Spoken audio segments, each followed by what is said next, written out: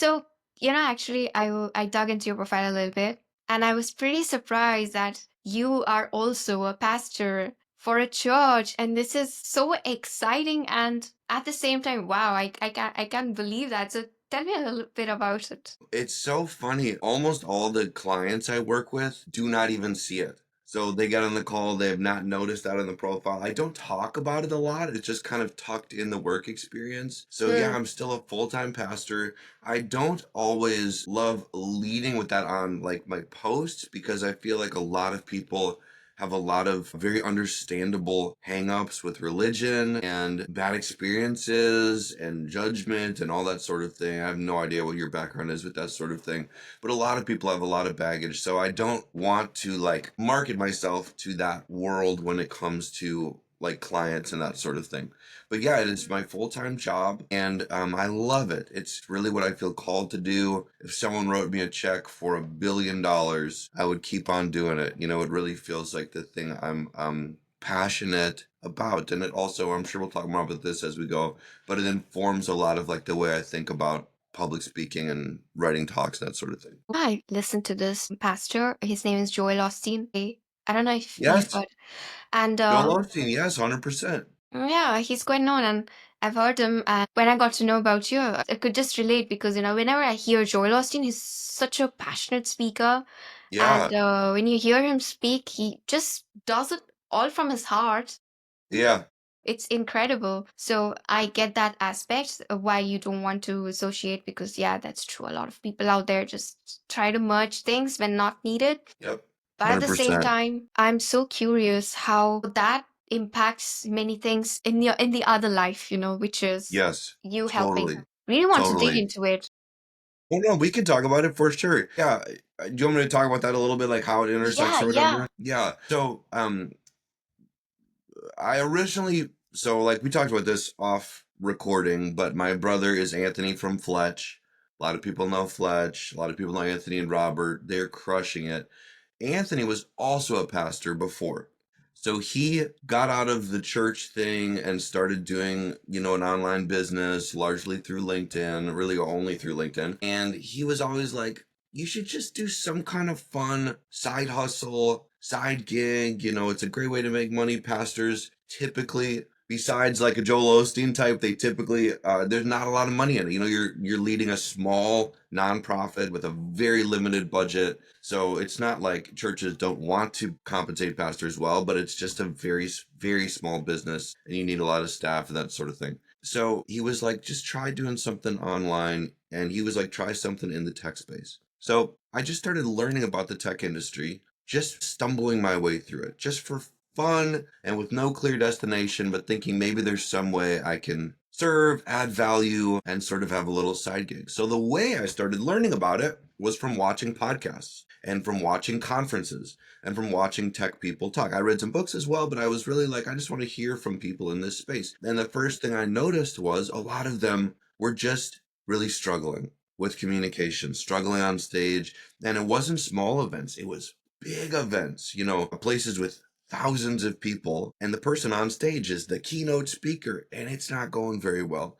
So that's sort of what put in my head, maybe I can add value in that speaking space. As I started exploring the public speaking coaching industry, what I found was there was a little bit of a gap in that space. So let me explain what I mean. A lot of public speaking coaches are professional public speakers. So they are on tour, they wrote a book, they're going and they're giving the same talk again and again and again and again to a bunch of different audiences. So when you do the same talk a bunch of times, you get very tuned into delivery.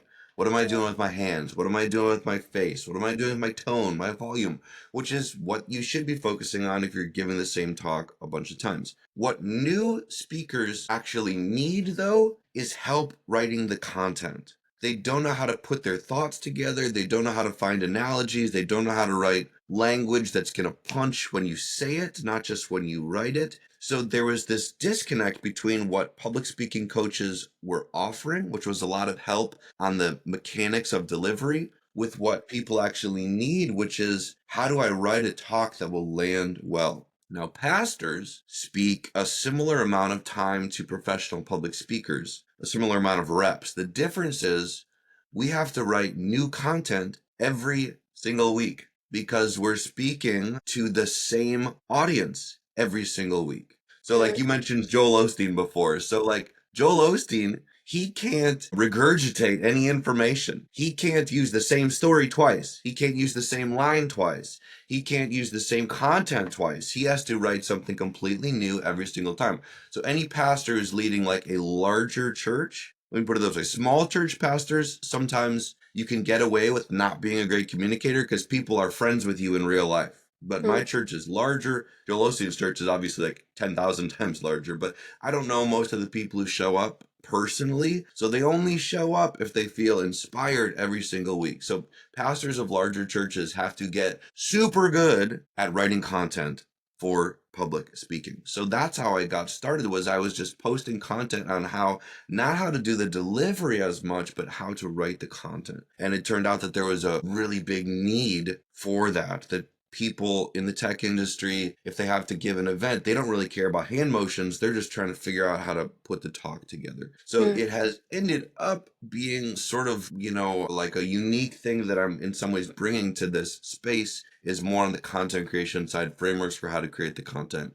So yeah, it's not something I ever foresaw. It's not something I could have planned. I just kind of stumbled into it, but it has been just such a blast doing it as a You're it's crushing it. getting more and more full time, and in a lot of like it's making more money now than my main gig. But like I said, I feel really called to the pastor thing. But yeah, it's been a blast. I mean, first of all, you're crushing it. Second of all, I think Thank you made you. a solid point that a lot of times these professional speakers, they're doing it again and again. Whilst there, you need to have the base, which is the content. And I was actually Yeah. wondering when I visited your profile, because you talk a lot about how to write content for a talk, and so I can connect the dots what you're actually talking about. Yes. Yes. That's quite 100%. interesting. Yes. It's like every post is basically frameworks for creating content. Yeah. And a quick question here. When you came up with these frameworks, did you refer to your past your life for some of those frameworks that you were already practicing A or are hundred actually? percent. 100%. Yeah.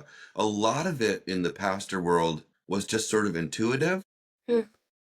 The frameworks were there, but I had just never put them on paper. So there was sort of a process of saying, okay, when I have to write something really memorable and punchy, what am I doing? And then I would sort of write down what I was doing and then put it out there and then tweak it sort of based on feedback. Same thing for analogies and just talk structure and all that sort of thing. But yeah, it's to me, communication principles are communication principles. They're universal to a point. The part of my job that doesn't transfer is everything I say is based on a book written 2,000 years ago, Mm. which actually makes it a little more complicated, right? Mhm. So when people are giving a talk about their expertise and what they're, doing for years, it's actually a lot simpler Mm. than when you're trying to translate from this book to modern life. So all the principles work really well. The principles that work when you're doing sermons work in some ways better when it's just organizing someone's own thoughts and you remove the element of like having to translate it from the Bible. Now that you're talking about it, I'm wondering, does it also sharpen it does certainly, your analytical skills a little bit? Because, you are referring to a book, again, as you mentioned, which has been written years and years ago, and then you're translating it in a way that the modern people in the modern world understand. So you have to Yes. make it relatable. I mean, the same skill, if it's put to use in the tech world, let's say, you have this techie concept, and how do you make it relatable and easy for people to understand so that they actually buy into your solution or service for that matter? That is such a good insight that you just said. No one has put those pieces together, but it's so true that the same muscle that you need to take a Hebrew passage and make it make immediate sense to a modern audience, that is a very similar muscle to the founder who's like, I got to talk about my product or my service and have it make immediate sense, but I don't even have the thoughts completely clear in my mind. It's a very similar thing, and that has been one of the things that I've enjoyed is helping them have that sort of aha moment of like, okay, yeah, it does make sense. I do know how to say it. It can click right away. Yeah, that's a great insight. Yeah, because from personal experience, why would I listen to Joel Osteen, for example? Because the way he takes those principles and he's trying to talk about them, but then he relates it to the modern life problems so well that you Yes. can say, I relate to this. Okay. And then he talks Yeah, about his own journey, having similar experiences. So it just binds the story so well together, but storytelling at the essence. And I love it. 100%. Yeah, totally, totally, totally. So when you got into tech, how was the experience? Because it was a different world altogether. Did you feel? I mean, I'm just wondering, how did you think of the tech world because you just got into it? Very much. Yes. I look back now on my first 3 months of clients and I feel a little guilty. I'm like, I probably owe them a partial refund because like 20% of the call, I was just trying to understand their little corner Hmm. of what they were doing. Like I remember I got on the call with a client who's in the win-loss space, familiar with win-loss, and I was like, I think I know what win-loss is. Quick question: when lost space, because maybe I'm thinking of it in a different way. But can Yeah, you and give an example? that's something I've seen as well, that even all of tech doesn't know all of tech. You know what I mean? Yeah. There's different pieces between even within tech, but win-loss is essentially analyzing sales. It's probably an oversimplification, but it's Okay. like Gong would be like in somewhat of the win-loss space, like analyzing Uh, why are we getting clients? Why are we not getting clients? Why are hmm. we winning deals? Why are we not winning deals? Let's not assume we know why this is working or not. Let's like embrace sort of a scientific process to analyze it. So I Interesting. sometimes was spending way more time than I do now just trying to understand what they're doing. So I feel sometimes bad about that. But yeah, there was definitely like learning the language, learning the mechanics, learning the ins and outs of what they did. So yeah, it was honestly a little bumpy at first, but I had been like sort of studying for a few months before I like started working with clients as well. So I wasn't coming in like totally green, but it was a little green. It was it was green in some ways. Interesting. I never thought about when you said win loss. I know that because in my past experience they've used this term again to see, how do we perform based against our competitors. So it's more like a head to Yes. head. But interesting that some of the companies think this is a space. So Yeah. Gong is Yeah. more for recording sales calls, but they position themselves in this space. Yes, That's 100%. pretty And I think interesting. it's newer, or it's like newer in terms of like getting popularized. So yeah, I think a lot of people are not super tuned into like what it really is. No, but that's a good way to put things in perspective because a lot of times as a customer, I would think of Gong as okay, it's going to record my sales calls, but then it's more like a end in itself. I'm just going to record Yeah, field in sales, itself. but positioning it as a win-loss space would be more as a means to an end for you to decipher how well you're doing, which I Yes. think would motivate people more to even think of this tool in the first place. Yes, I totally agree. Yeah. And their variants, like win loss, as far as I understand, the little bit I know, they would say there's sort of like levels of efficacy in terms of like what is reliable data on why you win or lost. And they actually say Gong is like not as reliable. Like I think sort of the foundation is finding really good ways to have customer interviews after the fact where you like go back around and say, hey, why did you buy? Why did you didn't buy? And there's like different processes for that. But then the Gong stuff is also valuable as well. But anyway, that is I still am not an expert at win loss, But whatsoever. I hats off to you. Honestly, it's amazing that you've been in such different spaces. Yet again, I think in life you can connect everything as long as you know how to transfer your experience and learnings from one field to another. I think people Yeah, need 100%. new, fresh perspectives, and it's good that you came as somebody from a different world to give a new perspective. Thank you. Really appreciate that. Really do. I mean it.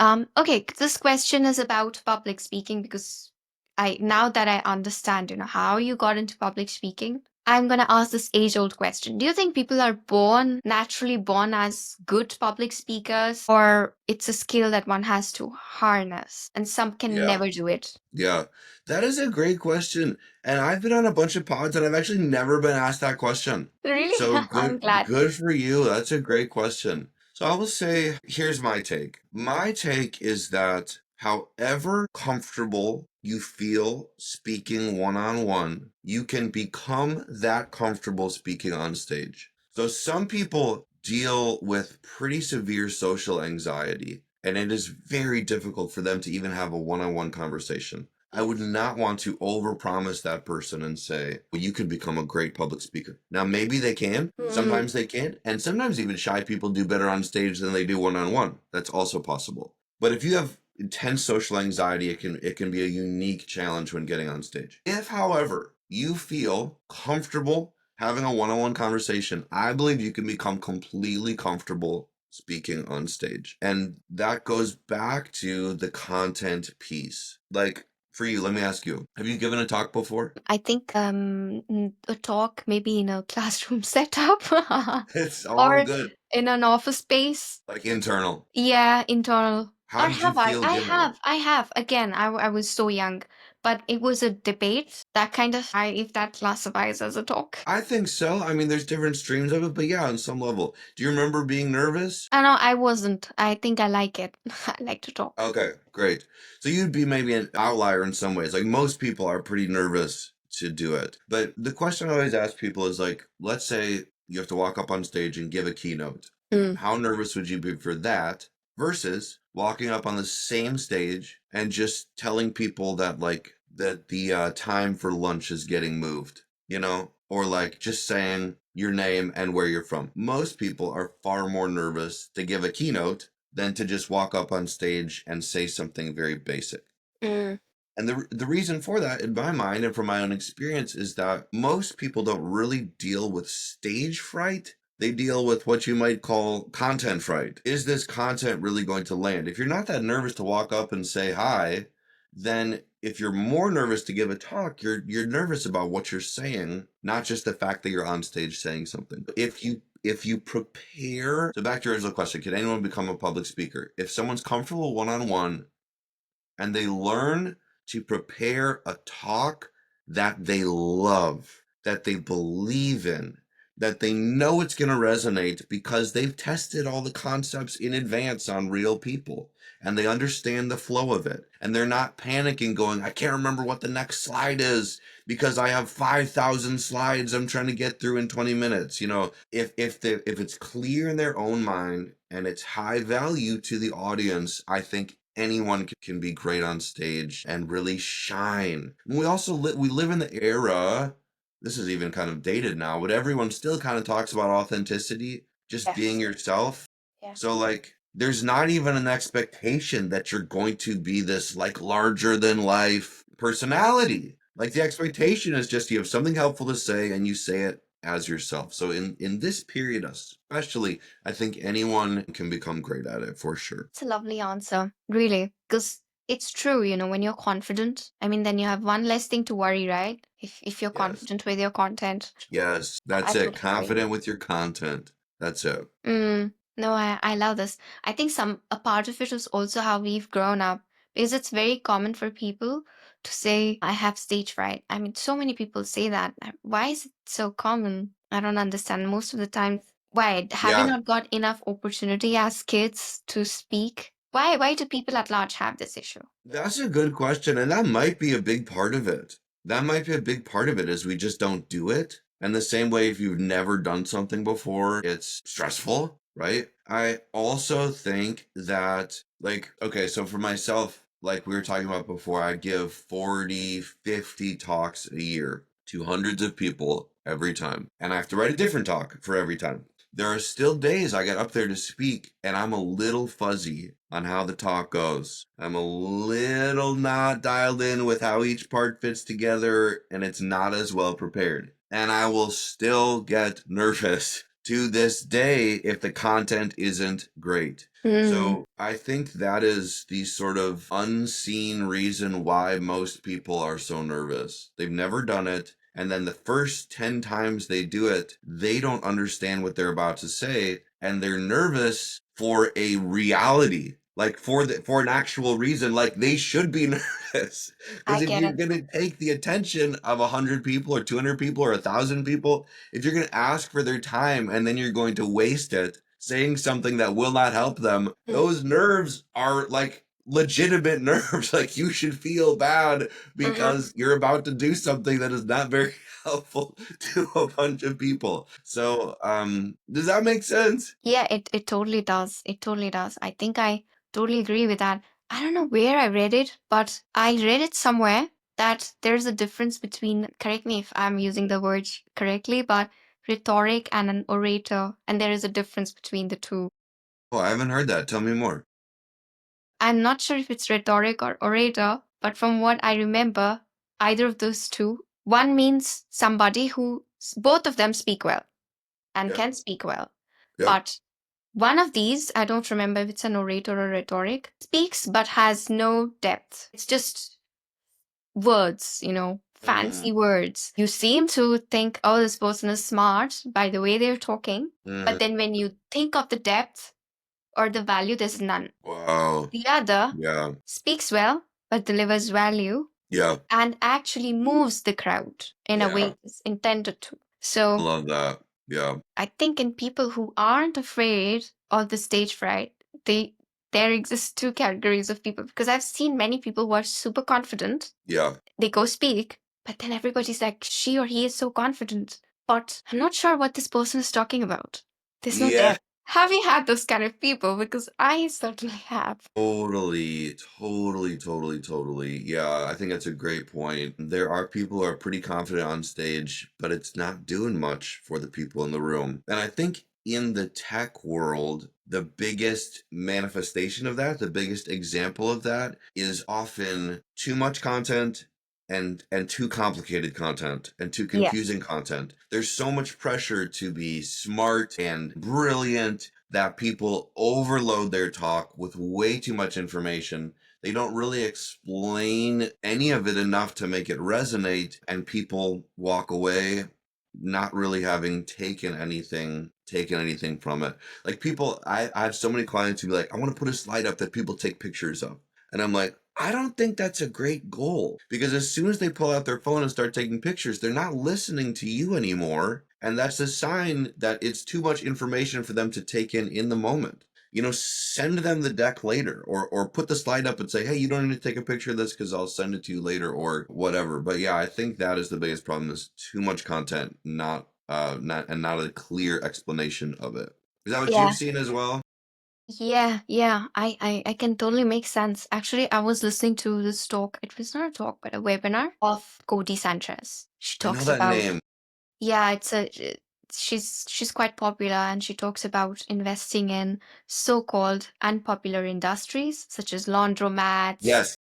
that lady. I remember she had the slide deck and it had too much data. But what was good about that presentation was she said, I'm gonna send this later to you. So don't not worry about taking screenshots, taking pictures. Let's just stay in the moment. Let's just try to understand where we are heading, what this is about. So And I smart. loved it because I retained more because I have this tendency, I think most of the humans do, not let go of things. So in the moment, I'll have this FOMO that, oh my God, before he moves to the next slide, let me just take a picture, save Yes. it. I'm not really in the present. And then if you ask me towards the end of the presentation, what were the takeaways? I'm not sure if I can give you the takeaways properly. It's so true. It's so true.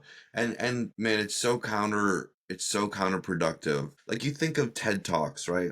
One of the Hmm. most famous TED Talks of all time is that Simon Sinek one. Have you Mhm. seen it? Start with why. I guess so.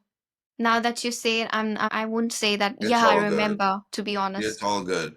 It's got like 20 million views and it only has one idea, one point. Start with why. People don't buy what you do, they buy why you do it. And he just develops that point for 20 minutes. And it is literally, I think, the most watched TED Talk of all time, and it launched his career. And if you're not Simon Sinek, if you're not as brilliant as him, and I would definitely put myself in that category, you want to put your few very best ideas forward, not your second, third, fourth, fifth best ideas all in one talk.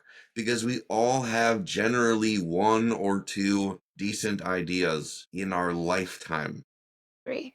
So you best one or two things forward and focus on that rather than 20 things, True. 18 of which are either already been said, already best practices, or they're not that helpful, or there's something you just Googled the other day, and it prevents you from really making the impact you could make. I wonder what's your take here.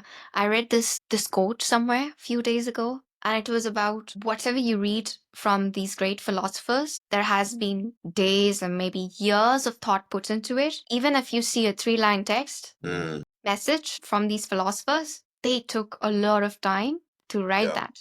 So the smaller the message, the more time it took them to come up with that message. Wow. Yeah. Which makes me wonder a lot of times when I come from a philosophy background, so I've read a lot of philosophers. I feel most of the philosophers that I've read, their concept on the face of it looks very simple.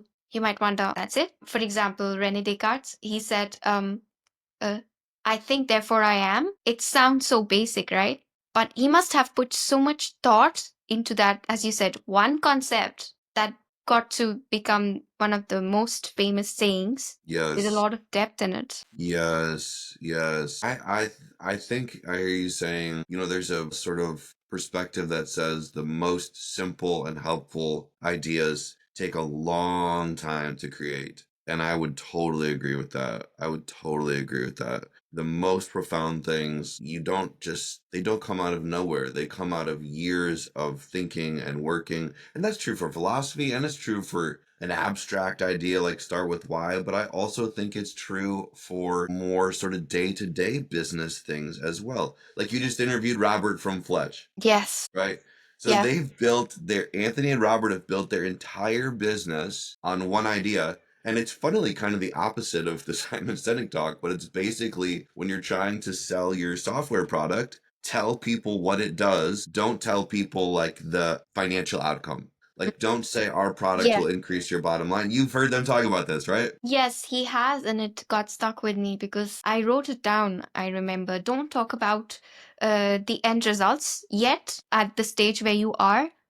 And majority of that stage is when you just talk about as you said, the features, the benefits, what it does. That's it. That's it. So, like, that is Robert and Anthony's one idea. Talk about the features, don't talk about the financial outcomes if you're a new company.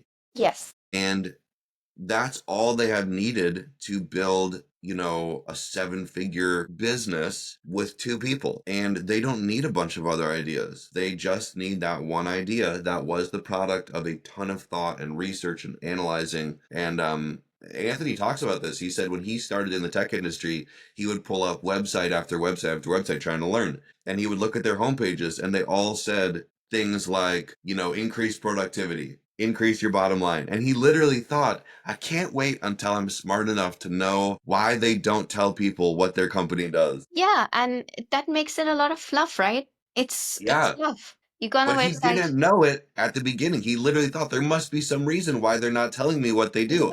And then that became the basis of what evolved into this central idea Mm. that has delivered value to, hundreds of companies and built their business and all that sort of thing. I love it. I love where you were heading because actually with Robert, this is exactly what we were discussing. Maybe had a different reasoning and it was a different topic altogether, but again, it still relates. That was Yes. positioning. And Yes. as far as positioning is concerned, we were discussing choose one topic Yes. and talk about it. There is Yes. this need. I think the same holds true for content. You are the expert, so you tell me if this is true. But people have this need to go broader and broader and broader Mm-hmm. because they think they can tap into a wider audience. Now, this is as far as Mm-hmm. positioning is concerned.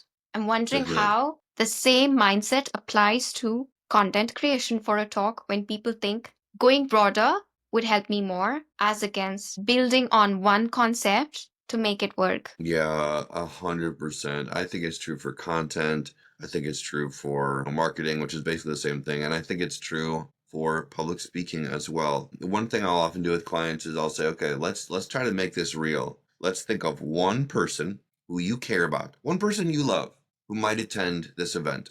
Because a lot of times people write a talk for a crowd, and if you write a talk for a generic crowd, you tend to write a generic talk because your heart is not really connected to it. You don't feel the weight of people's lives. But we say, well, let's think of one person, they might not actually attend, but they might attend this sort of event that you know that you care about.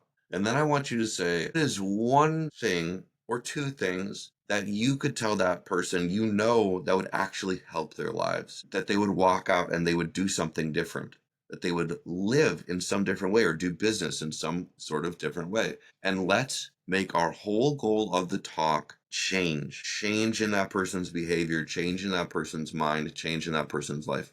When you make the goal change, that can flip your sort of public speaking value system and to say, well, if I really want them to change this one thing, I should probably focus on that one thing. And I should probably build my entire talk toward that one outcome, toward that one action. And I might have multiple points, but all the points are reasons or arguments for why they should do this thing or think this thing or adjust this thing in their Mm. life. So, yeah, begin with the end in mind, as the old adage says, right? Like shoot for that change in someone's life and then build your content toward it. I totally agree because, again, what's in it for somebody who's hearing, listening, or even reading? What's in it for them? Why would Yes. they care Yes. listening to you, reading about you in the first place? Yeah. Yes. Yes. What yeah, if you go broad, it's very hard to get people to do something different. Mm. You gotta spend all that time getting them to do just one thing. I had this. Okay, then that's a fun question. You've spoken with so many people, coached so many people. What is this reoccurring, let's say, pain point that you keep on hearing from them as far as public speaking is concerned? Their initial reasoning why they don't feel so confident, if that has been the case. Yeah. Let's see. Some of it we've talked a little bit about already. Like a lot of times they will think, how do I get my courage up? How do I feel great on stage? And they don't necessarily connect the dots between what they're going to say and how they're going to say it. Now that happens less now because I've put so much content out on that topic. So Hmm. most of the time the clients who come to me are sort of already bought into that philosophy and they know, like you said, I think, the content produces the confidence. So I'm trying to think of like the typical biggest challenge now that they um when they kind of already buy into it. I think one of the common ones now is there's sometimes a hesitancy to use analogies and Interesting. use stories, especially in the tech world, because it feels kind of fluffy. It Mm. feels kind of soft. And they go, "Oh, maybe I'll just skip that part." And I Hmm. always have to like really say, this is going to be the part that brings the aha moment, that gets people to remember what you mean and what you're really saying. I 100% agree with this because a year ago, I remember I was working at a company and a consultant came in. This consultant was quite known to elevate, brand equity and help them with their positioning. And this industry, again, this company's tech work operates in the tech space, and they had a very complicated product which was predicting user churn. Yeah.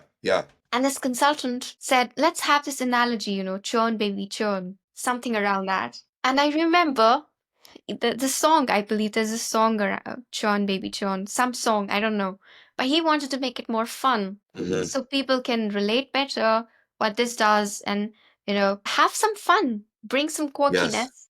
Yes. But there was a lot of pushbacks. They didn't really want to, eventually they did, but initially they were a bit hesitant because, I've heard this from a lot of tech companies that they want to maintain that McKinsey style Hmm. face. Yeah. Very few are doing that very well, and the ones that are, they stand out. Yes, 100%. Yeah, that's a great example of some language. Like it's got to feel a little out of your comfort zone to really stick. So yeah, I think that's so true. I think it's also true. Like trying to think of a recent example. Like I was working with one guy, and he's a marketing guy, and he was saying his positioning as a marketing consultant is that your perspective is your product. Alex James, you might know him. So like he's like, it's not enough to niche down. It's not enough to say, hey, we're an agency for, early stage software companies. You have to have 100%. like, yeah, you have to have like your thing. You can't be like, we do branding for e-commerce. He's like, 10 years ago, if you said we do branding for e-commerce, there was one or two people. Now there's Mm, thousands of people doing mhm. branding for e-commerce. So you need a perspective, right? So that was his idea. I love And I it. think it was actually it was like two sides of the same coin. Your perspective is your product, and a niche is not enough.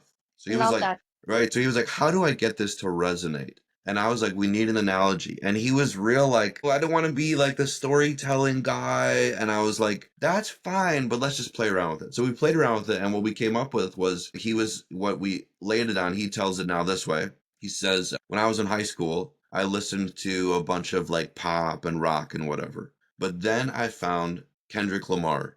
You know Kendrick Lamar? He's a rapper. He was like, Kendrick Lamar was like, life is hard, but you can find this inner peace. And that was a message I desperately needed. And here's the thing, I didn't even really like rap. I didn't really like the beat. I didn't really like the music. I didn't really like the melody at first, but I just started listening to Kendrick Lamar because of his perspective, because of Beautiful. what he stood for. And over time, I grew to appreciate the music. All right, Hmm. so that's an example of a little bit of storytelling that makes the point. If you bring a perspective to market that people resonate with, they will actually overlook some of your failures and flaws and shortcomings if they buy into the perspective that you're bringing to the market. It's amazing what you say. It's amazing. I hold the same perspective, when you become so authentic, and again, I think that means bringing your perspective, your competition becomes irrelevant. Yes, People can yes. copy your business model, people can copy everything, but they can't copy who you are and your personal story, which obviously frames perspective. Yes, yes, yes. And if he had just said, your perspective is your product, people would go, that makes sense. But when he tells that story about learning to love music he didn't like at first, it sort of demonstrates this is a universal human principle that people gravitate towards your perspective, not just your product. And so it adds a memorability and a stickiness and a punchiness. And it's not a long sob story. It's not even a long story. It's just a way to illustrate that point from day to day life. Absolutely, absolutely. Let's say people get that. How about this? I think this I'm speaking on behalf of many people. I'm sure they would know this. They would ask this question. Sometimes you're good with, going and giving a speech. But then you look at people and you look at them and they seem to be quite uninterested or disengaged. In And the also moment, people today, they have very short attention span. What do you do then? Because some way it does impact how confident you feel at the moment. Because let's say I'm delivering a speech and a couple of people in the front row are on the mobile phone, or somebody's yawning, or somebody's, talking. What do you do in that particular moment? yeah, that's such a good question. I think people do really fear that. And it happens, right? So my take would be that is very hard to fix in the moment. Because that generally, again, this is like the drum I just keep beating, but that is 99% of the time, it is not a you problem, it is a content problem. It's not that your stage presence isn't strong enough, it's not that you're not animated enough, it's not that you're not high enough energy, it's back to the content. Like one way I've heard it explained that this made so much sense to me. Let's say you experience some like pain in your body somewhere, pain in your head, let's say. And then you go to the doctor and they say, we need to do an MRI. And you get the MRI, MRI, like brain Yeah, scan or whatever, right? yeah, Take the MRI and then they call you and they say, okay, you need to come back in for the results. When you walk back into the room with that doctor and he's holding the results and he's like, all right, here are the results of your brain scan. First thing I want to tell you, you're not like, why is this guy talking so slow? You're not like, why is he not using more hand motions? Why is he not more animated? Why isn't he more confident? You don't care about any of that because you are desperate to hear what he has to say, right? It's kind of a dark analogy, but I think there's totally. a lot of truth to it that if people aren't listening to you, it is not the tone of your voice. It is not that you're talking too slow. It is not that you're not confident enough. It is that they don't really think what you have to say has anything to do with their lives. So there are ways to structure your content for highest engagement. Starting, I'll tell you some very brief frameworks, but the first thing that I have all my clients do is to have a tension section. We start with a tension section where we're building tension. The rest of your talk resolves. We're creating discomfort so that they want to hear the rest of what you have to say. Formula for the tension section is pain point, problem, promise. So pain point is the pain point they already feel today, something they're wrestling with that your content is eventually going to solve, but you don't share the solve yet. You just talk about the pain point, whether it's a people problem or a relationship problem or a business problem or whatever. For you, maybe a positioning problem. Hmm. So you start with that pain point. Then you go to the deeper unseen problem. So the pain point is like the symptom. The problem is like the diagnosis. You say, hey, here's the reason why you have this pain point that you may or may not be aware of. Again, you still haven't given the solution, but you are touching on the deeper problem that they either don't know about or don't really want to deal with. And then you give a promise, and the promise is teasing the medicine. Hey, for the next 20 minutes, I want to show you how to overcome this problem so that this pain point goes away. If you execute that well, those just 3 pieces of the intro, they will be notebooks out for the rest of the time, dialed in, glued in. Even if you talk quietly, even if you talk slowly, even if you talk too fast, even if you stand in one place, even if you walk around too much, no one's going to care because Mm. you're saying, hey, here's the results of your brain scan. Let's talk. Let's talk. I love that you focus on the problem because, true, again, what's in it for others? Everything boils down to that. What are you giving to others? It's not about you, it's about them. I think a lot of 100%. times we Yes. think of it's my speech, it's my day, I am on the Mm-hmm. stage, I have. So you're putting all the focus on yourself. Mm-hmm. There's so much attention on yourself. You put the spotlight on yourself that you trip on your own trap. One And of the if fastest way to bore people is to focus on yourself, right? Yeah, interesting. Yeah, I think there's a concept in psychology as well, which is the spotlight effect, where you Mm, think everybody's watching you, everybody's looking at you, and that just makes things worse. yes. Yes. 100%. Yeah, keep going. I No, cut I you off. think based on what you're saying, put the spotlight on the target audience that you are Yes. delivering this message to. That would ease up things for you, and you'll Yes. fixate more on their problem and the message as against everybody is looking at me. Totally. One of the most freeing things I've ever heard was someone said, no one will ever come to hear you speak. They will only come to get their own problem solved. Mm. No one's ever like, I'm just in the mood to listen to you talk. That's never happened. No one's ever come to hear me speak. People come to try to find solutions to their problems. Same in every conference. Even if you're like, oh, I like that speaker, you like that speaker because they've helped you in some way. Absolutely, or entertained you or helped you. It has to be you. They have to Yeah. serve you. Yes. My perspective changed. I think I was at my home and I stumbled across this interview of no, he was a cricketer, but he was talking about a footballer and somebody was asking him in the interview, who's your favorite footballer? And then he said something which was, every content that I consume. I don't know how he related to it, but let me get to the message. He said,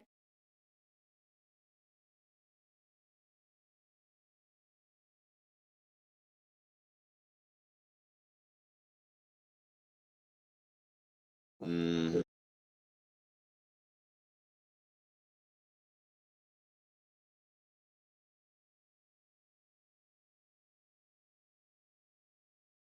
Mm-hmm. as against them scrolling on social Mm-hmm. media, which has become Mm-hmm. such a thing that they can't stop, right? So you have to catch their attention by either entertaining them or really solving their problem. Yeah. Why would Yeah. they trade their time for something? I mean, Yes. Totally agree. Totally agree. Yes. I love that. here's this question. If you feel awkward, because I've seen a lot of people do feel awkward, what do they do with their hands? Because a lot of people don't know what to do. Shall I just crisscross my hands like that? It's a closed energy. Do I Yeah. put my hands in the pocket? What do I do? It's a great question. That is one, again, I'm a broken record, but one of the things I'll say when people ask that is I'm like, do you think about what you're going to do with your hands over dinner? Do you think about what you're going to do with your hands over coffee when you go to coffee with somebody? And they're like, no. And then I'm like, then don't think about it on stage. Let them do what they do and focus on the content, focus on connecting with people. Now, I do usually have people practice the delivery. And if there are some weird tics going on, like if they're literally arms crossed the whole time, then I might say, let's put those arms down, buddy. Let's right? Just because sometimes they don't realize it and there's some nervousness that's causing some weird bodily thing. But as much as I can, I try to tell people whenever your mind says, what should I be doing with my hands or my body or my face? Let that thought pass by. Don't even make a decision and focus back on the people and let your body do what it wants to do. Like you've used a bunch of hand motions in this conversation. I would imagine none of them were planned No, they or won't. intentional, right? You weren't Right. like, and now I will raise my hand, right? Because you're just talking. And people, some people use their bodies a lot when they talk. Some people use them less. You just go with whatever's natural to you. Process. I think from so far, whatever you've said, it's a lot about how you think in your head. You don't have to make this about you. Just walk in as you normally do. Yes. I've seen that myself as well. When you are planted in situations that are extremely important to you in your head, your body just naturally becomes stiff, or you think a lot about what do I do with my hands. But again, if you, as you mentioned, if you just stop thinking about it, just act Mm-hmm. normal, Yes. it Yes. could help. It would help. Totally. Totally. Yeah, but one of the things I'll say if someone's really freaking out, I'm like, okay, just imitate how you are off stage. Just pretend you're off stage when you're on stage. Imagine what would I do with my hands while I was off stage? Like if you're so stuck on what do I do, then ask yourself, what do I do when I'm talking to my friend on FaceTime? And then pretend you're on FaceTime or whatever. How would you turn a boring topic into an interesting piece of content for an audience? Because especially in tech, it's boring, it's too technical. How do people turn that? Yeah, I think, well, sometimes there are maybe just talks that shouldn't be given, right? Because they are not actually helpful to anyone. The content isn't that helpful. However, I think sometimes it is just a matter of how you organize it, right? So my four-part thing I do for every talk is tension. That's the part we talked about before. You build tension, pain point, problem, promise. Then you build trust. You help people understand why you're somebody who might have something to say, which generally the fastest way to do that is to not talk about your successes, but to talk about your failures, to talk about how you've walked in their shoes and Mm. you did or do wrestle with that same pain point and problem. You share vulnerably, you share humbly. Yeah, I deal with that too, blah, blah, blah, blah, blah. So tension, trust building, then teaching. That's where you start telling them to think differently or do differently or live differently. And that teaching section needs to be stuff that is helpful, but also unique to you. Mm. It's got to be something they can't Google. If they can Google it, they're going to smell it and go, this has already been said. I don't really care. Mm. So you got to get the tension right. You got to get the trust building right. You got to narrow your teaching section to a few high value, unique to you things. And then you got to give them an inspiring takeaway uh, at the end. That's sort of the simple, and I've posted all this on Love it. LinkedIn, and you can link to it if you want. That's sort of the simple, like, roadmap for how to take an idea and put it in like a talk format that will keep people engaged. But the idea still has to be good and actually solve somebody's problem. If the Mm. idea is not good and you put it in that structure, tension, trust building, teaching, takeaway, it still won't be good. Mm-hmm. The format can't save an unhelpful idea. Love it. And while you're talking, I think it runs parallel to you establishing a business. Would you think that your business would be successful if that's not really solving a market problem, no matter how good of a solution that is? And yes, yes, a The lot of same holds products. true. Yeah, yeah. Keep going. No, I'm just wondering while you're saying that it's the same, right? It's the The same. framework is great, but just make sure, as you said in the beginning, that sometimes it doesn't have to be a speech. You don't have to make it a part of your speech. Yeah. Right. It can just be a Yeah. joke. If people can Google, why are you wasting people's time? It has to be Yeah. something unique to you, is a problem for real, and then you follow the framework and it should work. Totally. Exactly. Hmm. Yes. Yeah, I mean, now that I think about it, I think yeah, the answer to my question is it's a boring topic, yeah, but if it's a legit problem, people will watch it regardless. given that you have the expertise in the framework that you mentioned. Yes, yes. There's a post I'll shoot you afterward where I posted like in detail how to structure a 30-minute talk. It has those four T's, but I then love it that. also has the sub frameworks of each section because there's ways to make each section engaging as well. So you can share that with people if you want, like in your show notes if you do that or whatever. Totally. No, share it with me. I think, Great. again, that people being able to see that visually would make a ton of sense. Given we have little time now, I would like to ask a couple of questions that are quite important. This one is, again, coming from my own experience and seeing other people. Let's say you nail your speech, you crush it. Great. Now you have a question and it's unexpected. Don't really have an answer to it, or maybe at that moment you're just nervous. Oh my God, I have this question. I don't know what to do. How do you handle that kind of a situation without losing your composure? Yeah. I think that one, you just have to, before you go in, you just have to say, I'm okay if I do not look like an expert this whole time. And just, I'm okay just saying, I don't know. No one will judge you for that. People will like you more for that because everybody doesn't know everything and everybody knows they don't know everything. So I think you can just say, I don't know. That's a great question. If it's appropriate, depending on the setting, you can say, hey, let me do some digging and shoot you an email or whatever. Being just natural and authentic again. 100%, yeah. We are all humans. What happens if you forget and people Your start talk, getting nervous? Yeah, you forget the speech, or you just, sometimes this happens. This happened to me as well. yeah, Confidence is not a problem, but yet it is. It's like you go on the stage, you have so many people, you start speaking, but then you have so much pressure on you that you forget. And it mostly happens when you have a long speech to deliver. yeah, yeah. Yeah, I would say that the three ingredients are first, you need clarity on the outline. So if you read your outline in advance beforehand and you're not exactly sure how each piece fits together, I promise you, you will forget it on stage. So you need like ruthlessly simple clarity on how each piece fits together before you ever get up on stage. If you start practicing before you have that clarity, your practice will not help because you're practicing something that's convoluted and confusing. You're like driving something deeper that should not be driving deeper. Once you have clarity, step two is to practice. And the more nervous you are about blanking out, if you have clarity, the more I recommend practicing. I've had clients practice 10, 15, 20 times, and that 95% of the time will leave you going, I got this. It's clear in my mind, and I've practiced it 20 times. I'm going to crush it on stage. If you are still very nervous getting on stage, then I think, or nervous about blanking out, then I think you just bring something up there that's enough of a cheat sheet that it can get you back on if you fall off.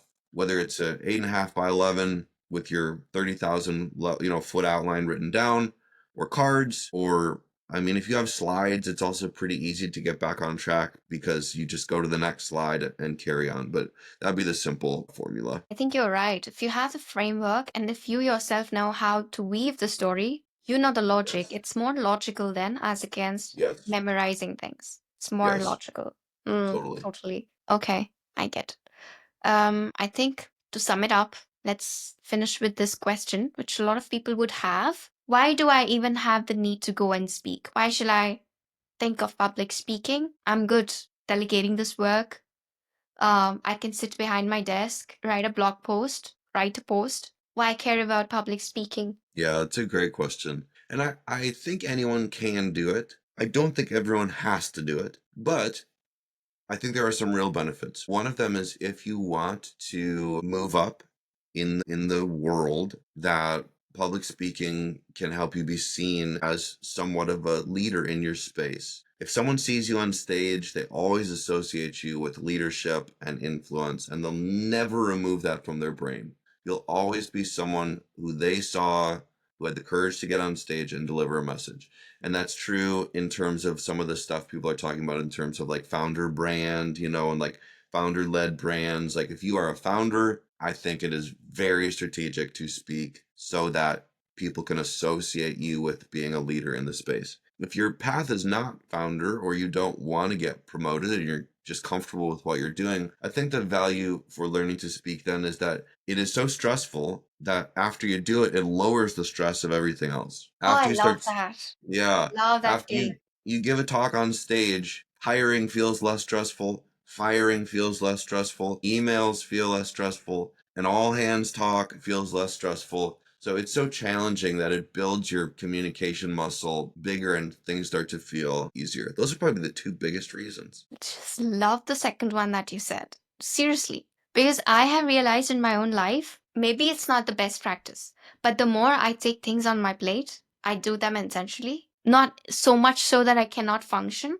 but good enough that puts me in this mode where I have too much. And then the things that I used to stress earlier about seem quite easy. Because then Yes, your idea of what is stressful or what is too much changes, right? 100%. You just Yes. increase your bandwidth to take Your more. pain tolerance, your threshold. Yes, Yeah, totally. that's a wonderful way of looking at things. Love it. I think you've given so much value Thank and you. really helped. I had these questions literally. I think all kids have these questions, and I wish not just professionals but even kids get to hear and improve on their speaking skills. So I would look Yes. forward to the post that you were talking about. I would pin it for Yeah. sure. Great.